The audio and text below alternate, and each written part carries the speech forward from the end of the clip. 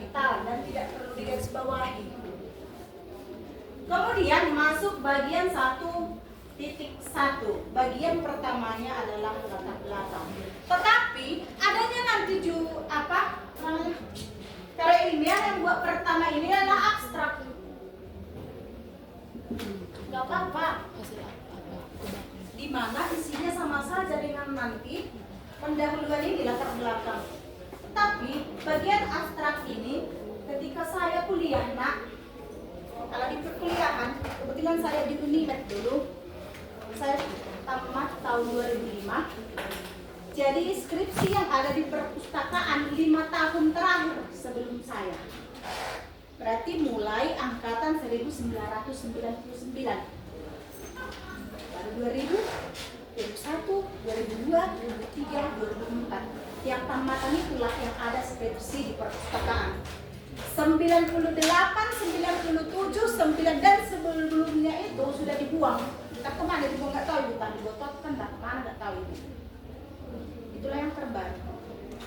Dan ketika saya membaca skripsi-skripsi itu sebagai sumber saya dalam membuat skripsi, 1999 skripsi kakak kelas 1999 masih pakai abstrak.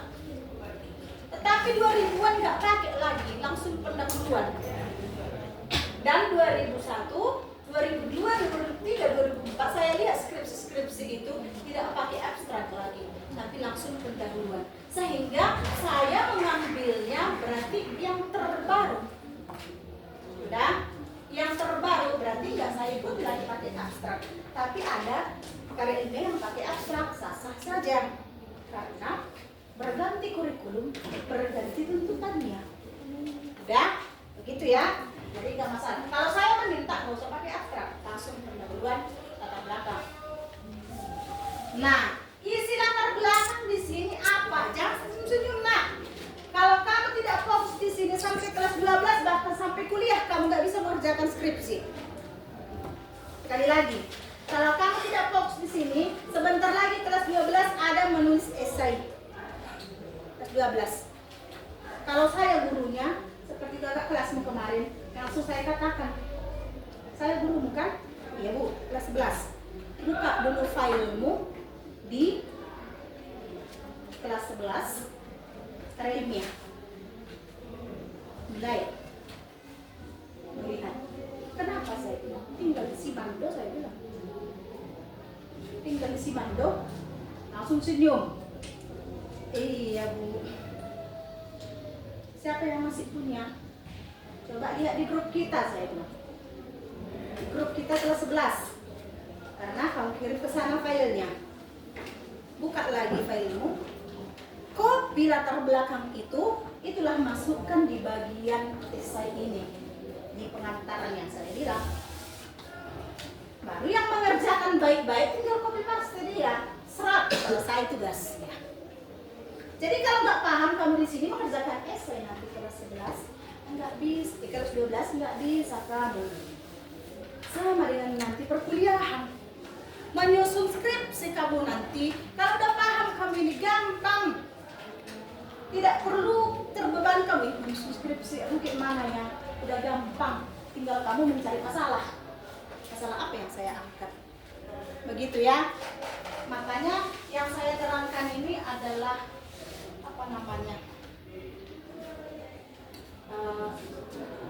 berkelanjutan. Materinya ini berkelanjutan, bahwa tidak hanya hari ini kamu akan memproyeksikan, mengkaryakan ini, tapi untuk kehidupan berikutnya. Kenapa bu? Siapa di sini mungkin udah cerita saya sama kalian, siapa di sini yang bercita-cita jadi kepala desa? Oh, hancur ini betul alis dia. Ketawa lagi dia. Maukah hari ini sudah alis? Siangkan kita Salvina.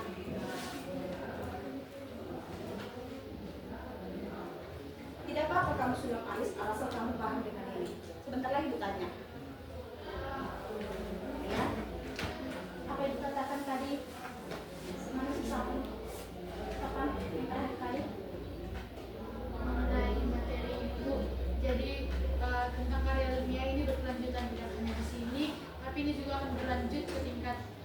perkuliahan. Saat kita mengetahui tentang panelnya ini, maka kita mesti Di sini saya presentasikan. Hah? Siapa di sini yang bercita-cita jadi kepala desa?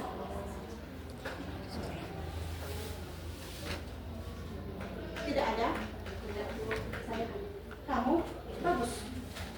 Sebentar lagi kepala desa enggak lagi diunjuk masyarakat, udah penempatan untuk pemerintah.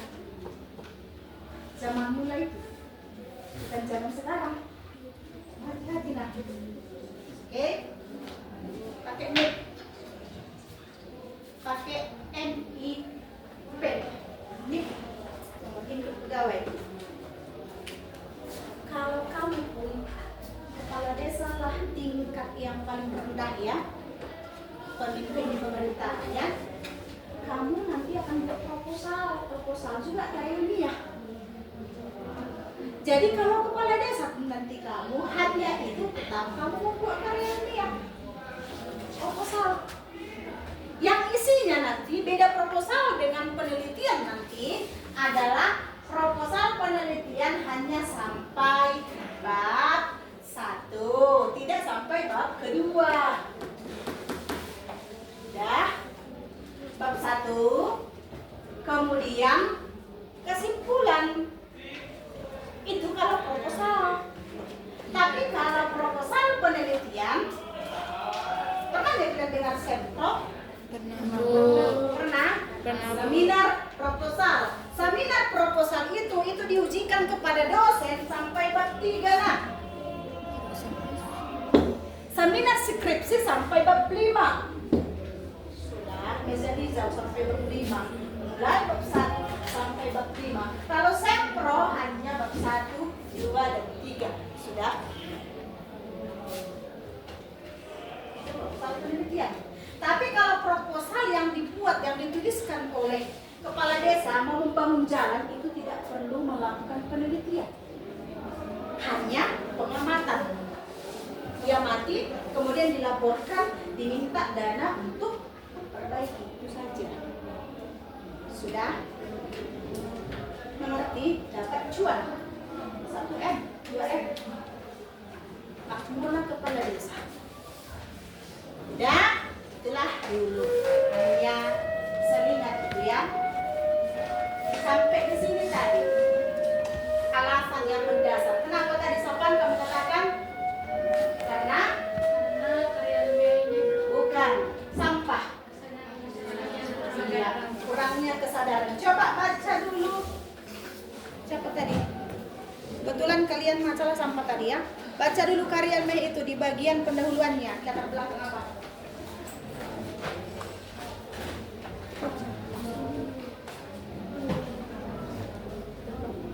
latar belakangnya, SMA Negeri Satu Raya adalah salah satu SMA terbaik yang ada di Kabupaten Simalungun, Provinsi Sumatera Utara. Ya, stop.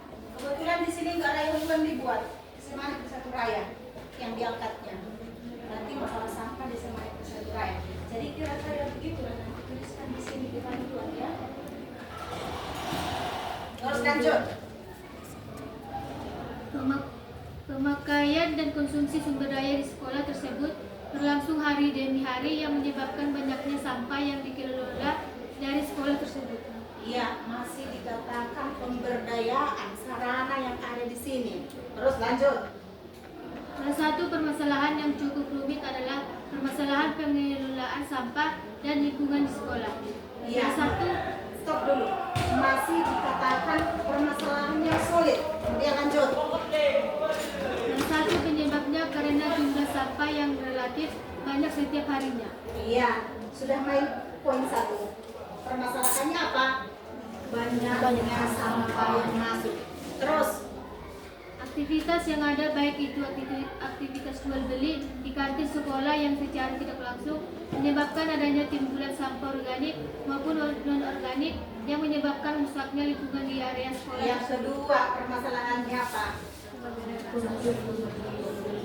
Transaksi jual beli yang disediakan sekolah lah, gak usah kantin kita Bu, yang disediakan sekolah. Yang ketiga Menurut Ajrul Adwa 1990 mengungkapkan bahwa pengertian sampah adalah sebagian dari sesuatu yang tidak dipakai, tidak disenangi Ya, atau sampah. Stop. Boleh kamu ambil sumber. Sudah menguatkan tadi argumenmu.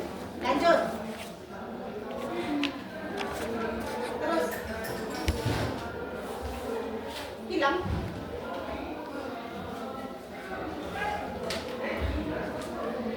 bagian dari sesuatu yang tidak dipakai, tidak disenangi, atau sesuatu yang harus dibuang yang umumnya berasal dari kegiatan yang dilakukan manusia. Ya, terus Tetapi bukan biologis karena faktor manusia atau human waste tidak termasuk di dalamnya. ya, terus Menurut Syamsiul Yusuf 2011, lingkungan ya, sekolah lewatkan itu menurut itu terus. Itu dulu itu. berdasarkan pengamatan sementara yang saya lakukan di sini. Iya. Sudah mulai dilihat simpulannya. Berdasarkan pengamatan yang saya lakukan terus. Terlihat masih banyak sampah yang berserakan tidak pada tempatnya di sekitaran ruang kelas, halaman kelas, lapangan sekolah, kantin sekolah, kamar mandi laki-laki atau perempuan sekolah. Ya, sudah masuk pengamatannya. Kelas, di ruang kelas, di kantin, di lapangan, dan bahkan di kantor wakasek. Dan kepsek, terus kantor guru, terus. Adapun sampah yang berserakan seperti sampah kertas, tusuk sate, plastik, dan beberapa sampah organik lainnya. Kalau itu sebenarnya dia akan dijelaskannya terus. Sampah yang paling banyak yaitu sampah non-organik seperti kertas dan plastik sehingga dapat merusak kualitas lingkungan dan mengganggu pemandangan para warga sekolah. Iya, sampah plastik terus. Berdasarkan pengalaman di Semenik Pusat Raya, salah satu gambaran buruk sistem pengelolaan sampah dan lingkungan di sekolah itu tercerminnya dari masih banyaknya siswa di Semenik Pusat Raya yang masih hobi dan suka membuang sampah tidak pada tempatnya. Terus. Dan prinsip siswa Semenik Pusat Raya yang masih tidak terlalu peduli ketika melihat ada sampah yang tidak berada pada tempat yang seharusnya. Ya, terus. Dari survei sementara penulis untuk sekarang tidak ada tempat sampah yang memadai di area. Ya, sekarang sudah ada kan? Sudah ada kan? Harus kamu katakan sebenarnya tong sampah atau tempat sampah sudah disediakan, tetapi kurangnya kesadaran masih itu kamu. Nanti kamu katakan itu di dalam kayak terus. Luar ruang kelas yang membuat kebanyakan warga sekolah merasa malas untuk membuang sampah ke tempat yang jauh seperti dalam kelas ataupun di buangan sampah sekolah. Ya, masalahnya siswa yang malas terus. Penulis melihat bahwa pengelolaan sampah dan lingkungan yang dilakukan siswa Semenik Surabaya masih kurang serta fasilitas untuk membuang sampah masih kurang sehingga perlu diketahui bagaimana pengelolaan sampah dan lingkungan yang baik di Semenik Pusat Raya. Iya, perlu diketahui bagaimana cara penanganan sampah. Untuk itu, penulis tertarik untuk menanyakan masalah. Itu nanti akhirnya Aima Benzon.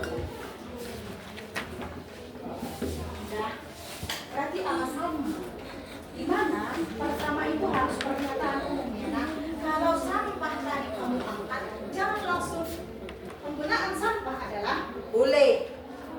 Kebersihan adalah merupakan cerminan iman. Kebersihan sangat dijalankan seluruh warga atau masyarakat boleh. Tidak boleh tidak dimanfaatkan. Lingkungan yang bersih, bla bla bla bla bla bla bla, membawa kita ke dalam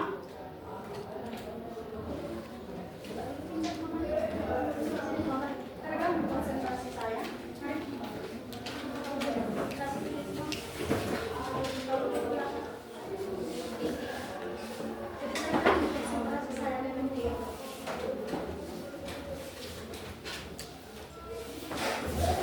Ya, jadi setelah kamu katakan tadi kebersihan merupakan sebagian dari iman. Kebersihan yang diharapkan masyarakat bla bla bla bla bla. Nah, kamu jelaskan dulu asibuk deh para pemain tentang kebersihan ini dulu jelaskan kepada warga sangat mengharapkan lingkungan yang bersih karena akan membawa dampak